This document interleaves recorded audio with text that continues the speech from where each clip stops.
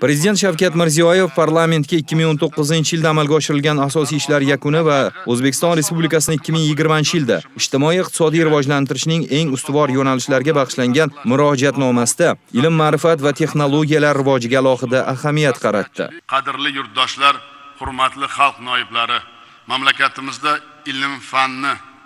yanada ravnaq topish, yoshlarimizning chuqur bilim, yuksak ma'naviyat va madaniyat egasi etib tarbiyalash, raqobatbardosh iqtisodiyotning shakllantirish borasida